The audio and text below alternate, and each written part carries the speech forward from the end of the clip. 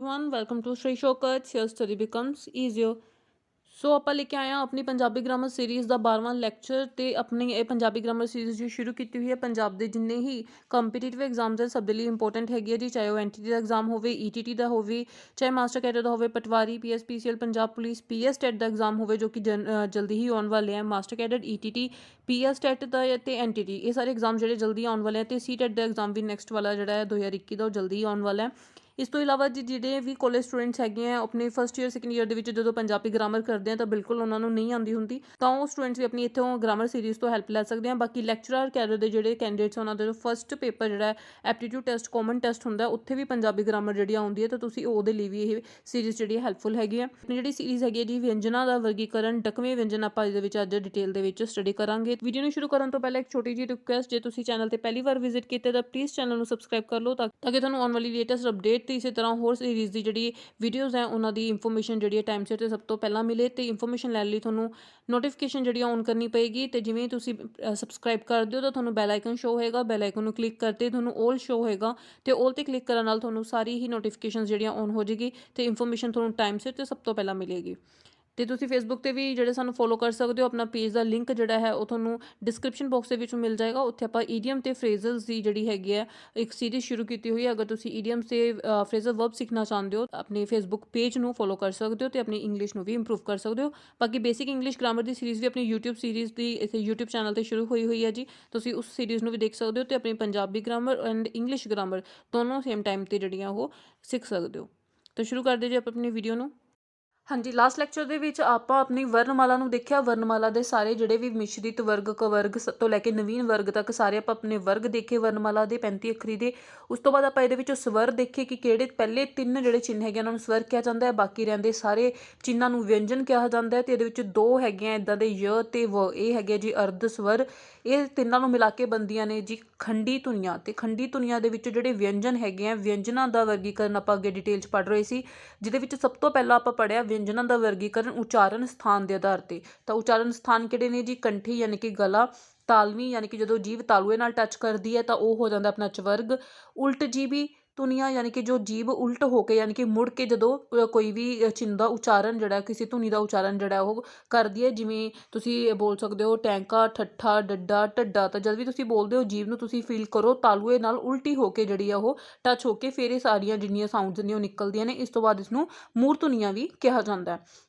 ਤੇ ਉਸ ਤੋਂ ਬਾਅਦ ਆਪਣਾ ਉਚਾਰਨ ਸਥਾਨ ਆਇਆ ਇਹਦਾ ਦੰਤੀ ਯਾਨੀ ਕਿ ਦੰਦ ਦਾ ਸਥਾਨ। ਜਦੋਂ ਜੀਭ ਜਿਹੜੀ ਆ ਉਹ ਦੰਦ ਨਾਲ ਟੱਚ ਕਰਕੇ ਇਹਨਾਂ ਸਾਰੀ ਧੁਨੀਆਂ ਦਾ ਉਚਾਰਨ ਕਰਦੀ ਆ ਉਹ ਦੰਤੀ ਧੁਨੀਆਂ ਹੋ ਜਾਂਦੀਆਂ ਨੇ। ਇਸੇ ਤਰ੍ਹਾਂ ਹੋਂਠੀ ਧੁਨੀਆਂ ਯਾਨੀ ਕਿ ਜਦੋਂ ਉਚਾਰਨ ਧੁਨੀ ਦਾ ਬੁੱਲਾਂ ਦੇ ਰਾਹੀਂ ਯਾਨੀ ਹੋਂਠ ਦੇ ਰਾਹੀਂ ਜਿਹੜਾ ਕੀਤਾ ਜਾਂਦਾ ਹੈ ਉਹਨੂੰ ਕਹਿੰਦੇ ਆ ਜੀ ਹੋਂਠੀ ਧੁਨੀਆਂ।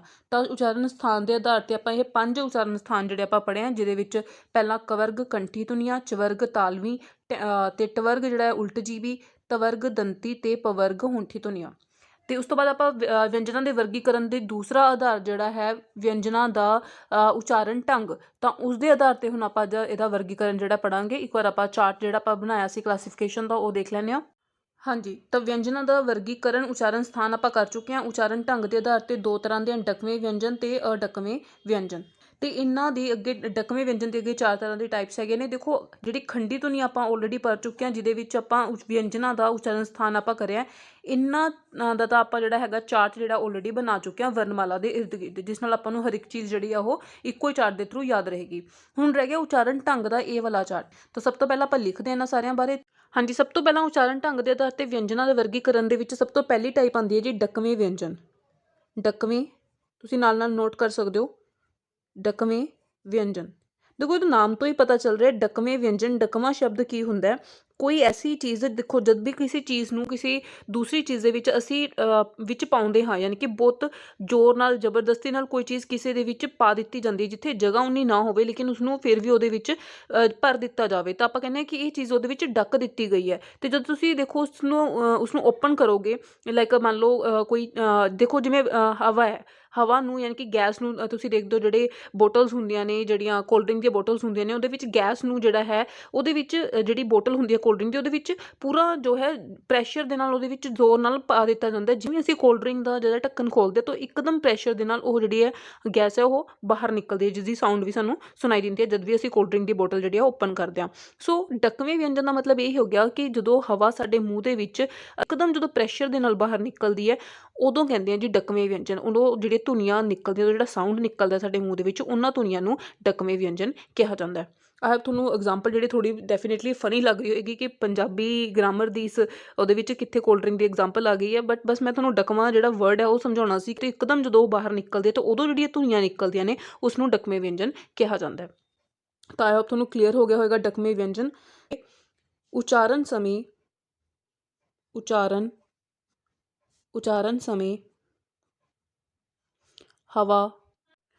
ਸਮੇਂ ਹਵਾ ਰੁਕ ਕੇ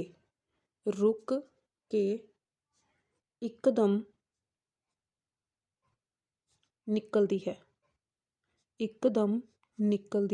ਹੈ। ਤਾਂ ਉਹਨਾਂ ਧੁਨੀਆਂ ਨੂੰ ਜਦੋਂ ਨਿਕਲਦੀ ਹੈ ਧੱਕੇ ਨਾਲ ਨਿਕਲਦੀ ਹੈ, ਇੱਕਦਮ ਜਿਹੜੀ ਹੈ ਉਹ ਧੱਕੇ ਨਾਲ ਨਿਕਲਦੀ ਹੈ। ਅਤੇ ਤੁਸੀਂ ਵਰਡ ਧੱਕਾ ਵੀ ਐਡ ਕਰ ਸਕਦੇ ਹੋ, ਕਿਉਂਕਿ ਆਪਾਂ ਧੱਕੇ ਨਾਲ ਜਦੋਂ ਕੋਈ ਚੀਜ਼ ਬਾਹਰ ਆਉਂਦੀ ਹੈ, ਪ੍ਰੈਸ਼ਰ ਦੇ ਨਾਲ ਜਦੋਂ ਕੋਈ ਚੀਜ਼ ਧੱਕੇ ਨਾਲ ਬਾਹਰ ਆਉਂਦੀ ਹੈ ਤਾਂ ਉਦੋਂ ਜਿਹੜੀ ਧੁਨੀਆਂ ਨਿਕਲਦੀਆਂ ਨੇ ਉਹਨਾਂ ਨੂੰ ਢੱਕਵੇਂ ਵਿਅੰਜਨ ਕਿਹਾ ਜਾਂਦਾ ਹੈ। ਸੋ ਉਚਾਰਨ ਸਮੇਂ ਹਵਾ ਰੁਕ ਕੇ ਇੱਕਦਮ ਧੱਕੇ ਨਾਲ ਨਿਕਲਦੀ ਹੈ ਤਾਂ ਉਦੋਂ ਜਿਹੜੀਆਂ ਉਚਾਰਨ ਜਦੋਂ ਹੁੰਦਾ ਉਸ ਟਾਈਮ ਜਿਹੜੀ ਧੁਨੀਆਂ ਆਉਂਦੀਆਂ ਨੇ ਉਹਨਾਂ ਨੂੰ ਢੱਕਵੇਂ ਵਿਅੰਜਨ ਕਿਹਾ ਜਾਂਦਾ ਹੈ। ਅਤੇ ਇਸ ਤੋਂ ਇਲਾਵਾ ਜਿਹੜੀ ਇਹਦੀ ਦੂਸਰੀ ਟਾਈਪ ਆ ਜਾਂਦੀ ਹੈ ਜੀ ਉਹ ਹੈਗੀ ਹੈ ਜੀ ਅਢੱਕਵੇਂ ਵਿਅੰਜਨ। ਅਢੱਕਵੇਂ ਵਿਅੰਜਨ ਤਾਂ ਜਦੋਂ ਮੂਹਰੇ ਹੀ ਲੱਗ ਗਿਆ ਤਾਂ ਇਸਦਾ ਮਤਲਬ ਸਾਫ਼ ਹੈਗਾ ਕਿ ਇਸ ਤੋਂ ਜਿਹੜੀ ਹੈਗੀ ਹੈ ਇਹ ਧੁਨੀਆਂ ਇਸ ਤੋਂ ਉਲਟ ਹੋਣ ਵਾਲੀਆਂ ਨੇ, ਯਾਨੀ ਕਿ ਉਹ ਧੁਨੀਆਂ ਜਦੋਂ ਇਹਨਾਂ ਦਾ ਉਚਾਰਨ ਸਥਾਨ 'ਤੇ ਹਵਾ ਨੂੰ ਕੋਈ ਵੀ ਰੋਕ ਟੋਕ ਨਹੀਂ ਹੁੰਦੀ, ਬਲਕਿ ਈਜ਼ੀਲੀ ਸਮੂਥਲੀ ਜਦੋਂ ਇਹ ਬਾਹਰ ਨਿਕਲਦੀਆਂ ਨੇ। ਤਾਂ ਇੱਥੇ ਜਿਹੜਾ ਹੈਗਾ ਉਚਾਰਨ ਸਮੇਂ ਹਵਾ ਬਿਨਾਂ ਰੁਕਾਵਟ ਦੇ ਨਿਕਲਦੀ ਹੈ। ਮਤਲਬ ਧੱਕੇ ਨਾਲ ਨਹੀਂ ਨਿਕਲਦੀ, ਬਿਨਾਂ ਰੁਕਾਵਟ ਦੇ ਜਾਂ ਬਿਨਾਂ ਧੱਕੇ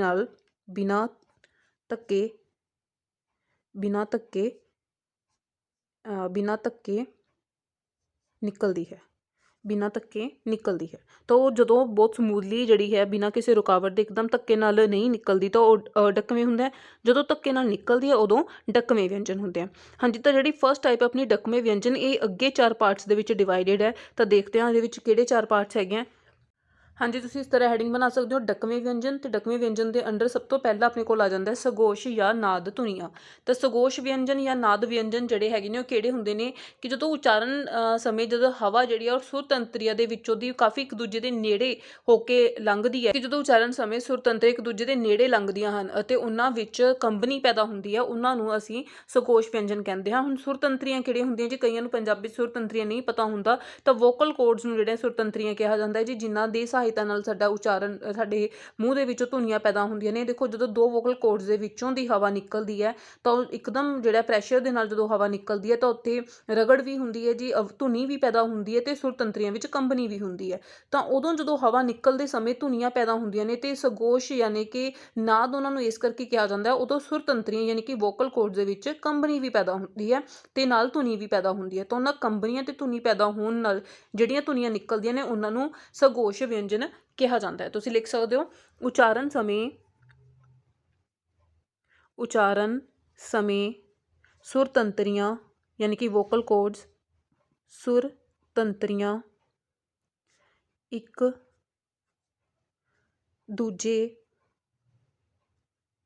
ਇੱਕ ਦੂਜੇ ਦੇ ਨੇੜੇ ਹੁੰਦੀਆਂ ਹਨ ਅਤੇ ਉਹਨਾਂ ਵਿੱਚ ਕੰਬਣੀ ਵੀ ਪੈਦਾ ਹੋਵੇ। ਤਾਂ ਉਦੋਂ ਜਿਹੜੀਆਂ ਧੁਨੀਆਂ ਨਿਕਲਦੀਆਂ ਨੇ, ਉਦੋਂ ਜਿਹੜੇ ਸਾਊਂਡ ਆਉਂਦੇ ਨੇ ਉਹਨਾਂ ਨੂੰ ਕਿਹਾ ਜਾਂਦਾ ਜੀ ਸਗੋਸ਼ ਜਾਂ ਫਿਰ ਨਾਦ ਵਿਅੰਜਨ। ਅਤੇ ਕਿਹੜੇ ਹੁੰਦੇ ਆ ਜੀ ਸਾਡੀ ਵਰਨਮਾਲਾ ਵਿੱਚ ਅਗਰ ਅਸੀਂ ਦੇਖੀਏ ਤਾਂ ਕਿਹੜੇ ਵਿਅੰਜਨਾਂ ਨੂੰ ਅਸੀਂ ਸਗੋਸ਼ ਵਿਅੰਜਨ ਕਿਹਾ ਜਾਂਦਾ ਹੈ, ਤਾਂ ਤੁਸੀਂ ਇਹਦੇ ਵਿੱਚ ਲਿਖ ਸਕਦੇ ਹੋ। ਸਭ ਤੋਂ ਪਹਿਲਾਂ ਆਪਣਾ ਜਿਹੜਾ ਪਹਿਲਾ ਵਰਗ ਆ ਜਾਂਦਾ ਜੀ ਕਵਰਗ ਤੋਂ ਪ ਵਰਗ ਤੱਕ, ਪ ਵਰਗ ਤੱਕ ਯਾਨੀ ਕਿ ਪ ਵਰਗ ਤੱਕ ਦਾ ਕਿਹੜਾ ਕਿਹੜਾ ਚਿੰਨ੍ਹ ਜੀ ਜਾਂ ਕਿਹੜਾ ਅੱਖਰ? ਤੀਜਾ ਅੱਖਰ। ਤਾਂ ਤੀਜਾ ਅੱਖਰ ਜਿਹੜਾ ਹੈਗਾ ਸਾਰੇ ਵਰਗਾਂ ਦਾ, ਕਿਹੜੇ ਵਾਲੇ? ਕ ਵਰਗ ਤੋਂ ਲੈ ਕੇ ਪ ਵਰਗ ਤੱਕ ਦੇ ਜਿਹੜੇ ਵਰਗ ਹੈ ਤੁਹਾਡੇ, ਇਹ 5 ਵਰਗ ਨੇਗੇ ਟੋਟਲ, ਇਹਨਾਂ ਦਾ ਤੀਸਰਾ ਅੱਖਰ ਜਿਹੜਾ ਹੈਗਾ, ਤੀਸਰਾ ਅੱਖਰ ਜਿਹੜਾ ਹੈਗਾ ਸਾਰਿਆਂ ਦਾ, ਉਹ ਕਿਹੜਾ ਹੋਏਗਾ ਜੀ? ਸਗੋਸ਼ ਵਿਅੰਜਨ। ਕਿਹੜਾ ਕਿਹੜਾ ਹੁੰਦਾ ਜੀ? ਜਿਵੇਂ ਆਪਾਂ ਕ ਵਰਗ ਦੇ ਵਿੱਚ ਦੇਖੀਏ ਤਾਂ ਕ ਖ ਗ, ਤਾਂ ਗ ਜਿਹੜਾ ਹੈ ਉਹ ਤੀਸਰਾ ਅੱਖਰ ਹੈ। ਇਸੀ ਤਰ੍ਹਾਂ ਚ ਛ ਜ, ਤਾਂ ਜ ਜਿਹੜਾ ਹੈ ਉਹ ਤੀਸਰਾ ਅੱਖਰ ਹੈ। ਫਿਰ ਉਸ ਤੋਂ ਬਾਅਦ ਆ ਜਾਂਦਾ ਟ ਵਰਗ, ਤਾਂ ਟ ਠ ਡ, ਤਾਂ ਡ ਜਿਹੜਾ ਹੈ ਉਹ ਆਪਣਾ ਸਗੋਸ਼ ਵਿਅੰਜਨ ਹੋ ਜਾਏਗਾ। ਇਸ ਤੋਂ ਬਾਅਦ ਤ ਵਰਗ, ਤ ਥ ਦ, ਤਾਂ ਦ ਜਿਹੜਾ ਹੈ ਉਹ ਆਪਣਾ ਸਗੋਸ਼ ਵਿਅੰਜਨ ਹੋਏਗਾ। ਤੇ ਉਸ ਤੋਂ ਬਾਅਦ ਪ ਵਰਗ ਦਾ ਪ ਫ ਤੇ ਬ, ਤਾਂ ਬ ਜਿਹੜਾ ਹੈ ਉਹ ਤੀਸਰਾ ਅੱਖਰ ਹੈ। ਤਾਂ ਇਸ ਤਰ੍ਹਾਂ ਸਾਰੇ ਕ ਵਰਗ ਤੋਂ ਪ ਵਰਗ ਤੱਕ ਦਾ ਤੀਸਰਾ ਅੱਖਰ ਜਿਹੜਾ ਹੈਗਾ ਜੀ, ਉਹ ਬਣ ਜਾਂਦਾ ਸਾਡਾ ਸਗੋਸ਼ ਵਿਅੰਜਨ ਜਾਂ ਨਾਦ ਵਿਅੰਜਨ। ਨਾਦ ਇਸ ਕਰਕੇ ਕਿਉਂਕਿ ਜਦੋਂ ਇਹਨਾਂ ਵਿਅੰਜਨਾਂ ਨੂੰ, ਇਹਨਾਂ ਧੁਨੀਆਂ ਦਾ ਉਚਾਰਨ ਹੁੰਦਾ ਉਦੋਂ ਸੁਰ ਤੰਤਰੀਆਂ ਦੇ ਵਿੱਚ ਕੰਬਣੀ ਪੈਦਾ ਹੁੰਦੀ ਹੈ ਤੇ ਉਹ ਇੱਕ ਦੂਸਰੇ ਦੇ ਕਾਫੀ ਨੇੜੇ ਹੁੰਦੀਆਂ ਨੇ। ਤੇ ਇਹ ਹੋ ਗਈ ਜੀ ਡੈਫੀਨੇਸ਼ਨ ਸਗੋਸ਼ ਵਿਅੰਜਨ ਦੀ। ਇੱਕ ਵਾਰ ਤੁਸੀਂ ਜ਼ਰੂਰ ਇਹਨਾਂ ਸਾਰੇ ਨੋਟਸ ਨੂੰ ਜ਼ਰੂਰ ਨੋਟਸ ਬਣਾਓ, ਕਾਪੀ ਲਗਾਓ, ਸਭ ਨੂੰ ਲਿਖੋ। ਬਾਕੀ ਇਹ ਇਸ ਗੱਲ ਦੀ ਟੈਨਸ਼ਨ ਨਾ ਲਓ ਕਿ ਇਹ ਸਾਰੀ ਚੀਜ਼ਾਂ ਯਾਦ ਕਿਵੇਂ ਰਹਿਣਗੀਆਂ। ਤੁਹਾਨੂੰ ਹਰ ਇੱਕ ਚੀਜ਼ ਦਾ ਫਲੋ ਚਾਰਟ ਬਣਵਾਇਆ ਜਾਂਦਾ ਹੈ ਤਾਂ ਕਿ ਤੁਹਾਨੂੰ ਈਜ਼ੀਲੀ ਹਰ ਇੱਕ ਚੀਜ਼ ਯਾਦ ਹੋ ਜਾਵੇ। ਤਾਂ ਇਹਨਾਂ ਸਾਰੀ ਚੀਜ਼ਾਂ ਦਾ ਵੀ ਚਾਰਟ ਜਿਹੜਾ ਉਹ ਮੈਂ ਤੁਹਾਨੂੰ ਇਹਨਾਂ ਸਗੋਸ਼ ਅਗੋਸ਼ ਦਾ ਸਭ ਦਾ ਚਾਰਟ ਜਿਹੜਾ ਉਹ ਜ਼ਰੂਰ ਬਣਵਾ ਕੇ ਦਊਂਗੀ।